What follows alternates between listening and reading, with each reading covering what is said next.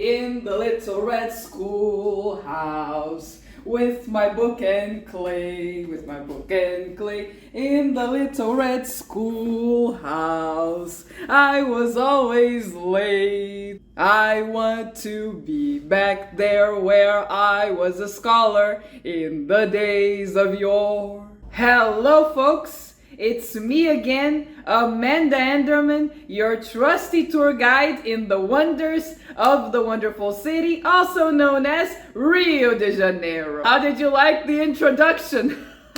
Let me know in the comment section below if you heard about this very old song, and you probably guessed that on this video we're gonna talk about education in Rio and Brazil, naturally, during the time of colonial Brazil and imperial Brazil. As I mentioned before, this was a topic which was very dear to our dearest emperor, D.Pedro II. He was actually known as the teacher emperor. I couldn't possibly talk about the Brazilian Empire without mentioning education. But before I get right onto the theme of the video, I have to remind you that I'm currently offering walking tours through the city of Rio, and all of these tours are described on my website, which the link will be in the description box below, as well as on the first fixed comment. So all you have to do is click there, text me via WhatsApp, that's very important, make your reservations, and let's get to know the city of Rio in person, folks!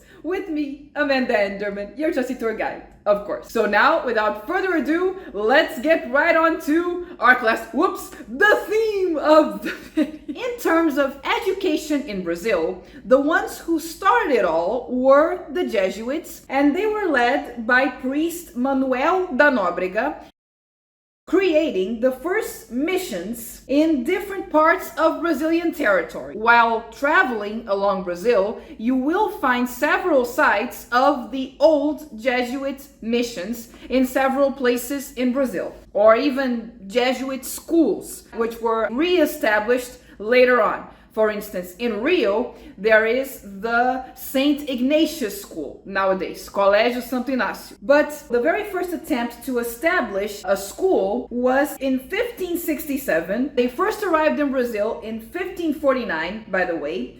And the school in Rio was called the Real Colégio de Jesus do Rio de Janeiro, and the priest Manuel da Nóbrega was its first director.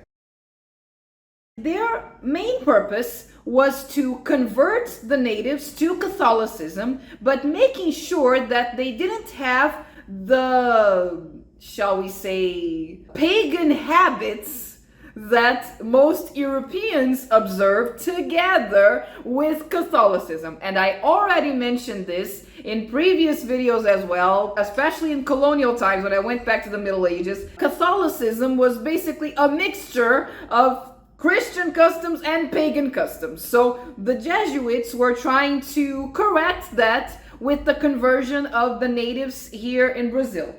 But in 1759, the Jesuits were abolished, severely persecuted, and even executed by the Marquis of Pombal in Portugal.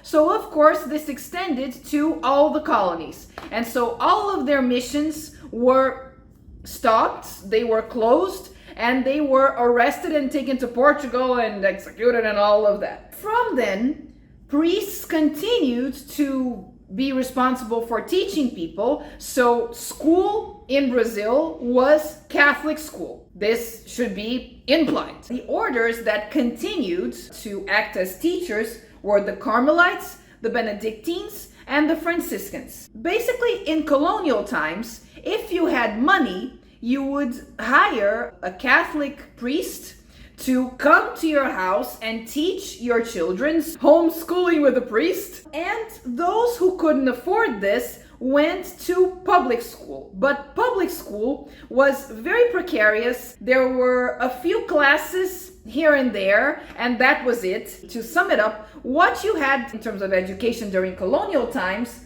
were these sparse lessons in public schools, the private lessons, which also weren't many, the lessons taught in military establishments. for those who wanted to be soldiers, and the lessons taught in churches and convents directed to the children who wanted to become priests and nuns. But Amanda, what about secondary education? Was there such a thing as middle school? Was there such a thing as high school back in colonial Brazil? With the Jesuits, there was something called major schools.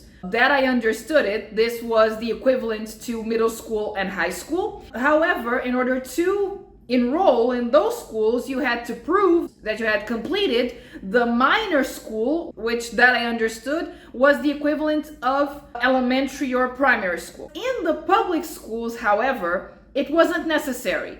You just went there, presented yourself to the teacher, and there you go, you were enrolled. And after enrollment, the students would go to classes when they could, when they wanted to, when they could, and so you can see what a mess it was.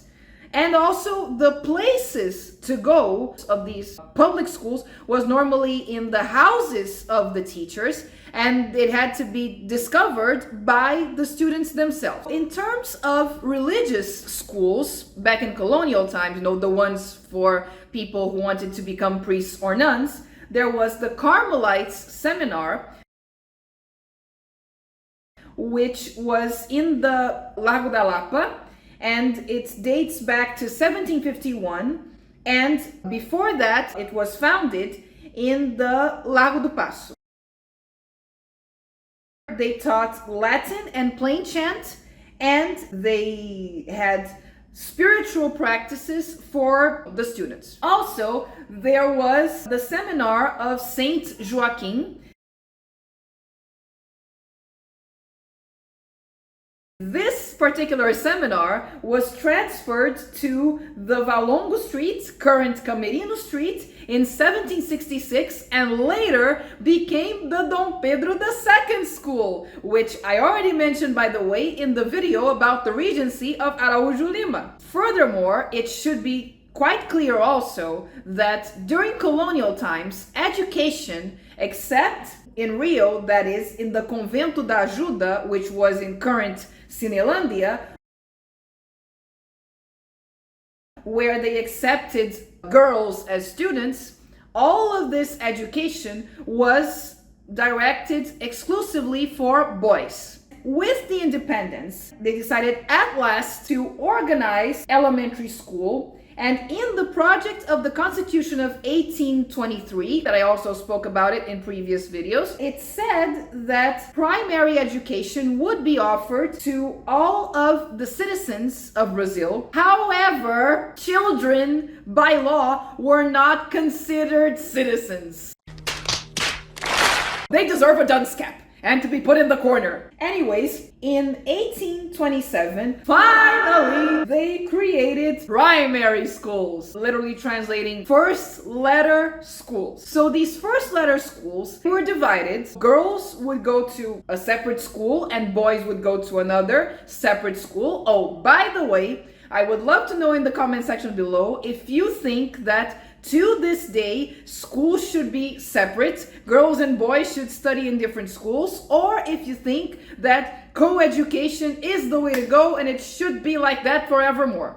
Put it in the comment section. I would love to know. The children were taught reading, writing, and arithmetic, the basic, addition, subtraction, multiplication, and division, grammar, in Portuguese, obviously, the history of Brazil, and the principles of Christian moral and Catholic doctrine. Up until the Brazilian Empire, before church and state were separate, even public education meant Catholic education in Brazil. After all, Catholicism was the official religion, and that was up until the proclamation of the Republic. Leave it in the comment section below as well if you think that religion should be taught in schools, or if you think that it shouldn't. I would love to know. And in the feminine schools, apart from all of these subjects, the girls were taught good old-fashioned home economics.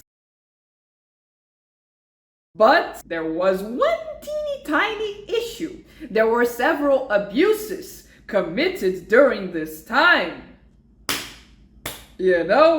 with the students. Because of this, and of course there was some disorganization still, the minister of the empire, Manuel Alves Branco, decided to intervene in 1847, nominating a commission to visit public and private schools in order to see what was going on so that they could, correct the things that were wrong. That's actually a very good thing. That's what the government should do.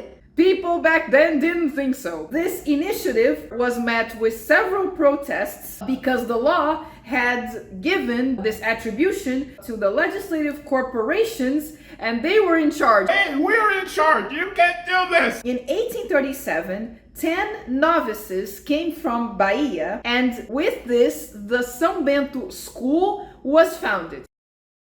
Before this, there was only the church and the convent. The school was actually founded only in 1837. Remember the one that's in the Portuary Zone, right beside the Museum of Tomorrow on São Bento Hill that I also already mentioned in previous videos? That one. It was actually the embryo of students not needing to reside in the school, the beginning of the end of boarding schools. Before this, it was a norm for the students to reside in the school and only go home during the weekend or on vacations. It was divided into 3 courses: primary, secondary, and higher education, but only in theology. And to this day, it is an all-boys school. Oh, but Amanda, what's up with that? This is the most common thing in my country. We have that. But in Brazil, it's forbidden by law nowadays to have an all-boys school or an all-girls school. So they pay a monthly fine to the government to this day and carry on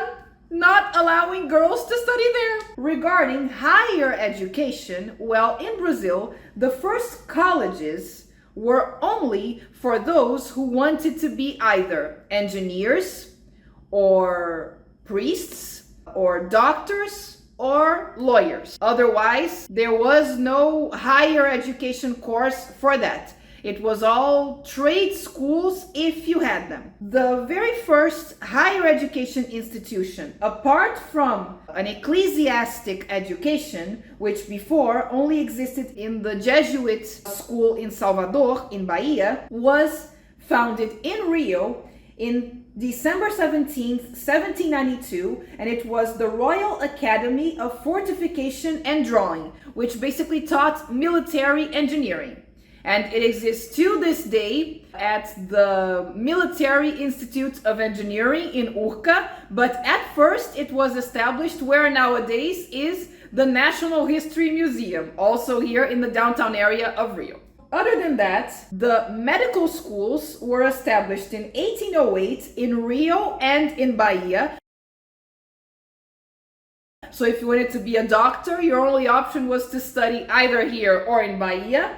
And if you wanted to be a lawyer, the first law schools were established in 1827 in Pernambuco and in São Paulo. Incidentally, the Law School of São Paulo exists to this day as well, just as the Federal School of Medicine, which exists to this day. In regards to the trade schools, it was basically all the other professions, except for if you wanted to be a teacher. For instance, in the time of my grandma and the time of my great-grandma, girls would go to high schools, and as soon as they finished high school, they were already allowed to teach in primary school. I wonder if it was easier or harder than today. This concludes this video about education in the time of the Brazilian Empire and in the time of colonial Brazil. I hope you liked this video, and if you did like this video, be sure to hit that like button, then right after that, hit that subscribe button, then most importantly, hit multiple times that share button so that each time more people may know of the wonders of the wonderful city. And as usual in this channel, I'll see you in the next video. Bye!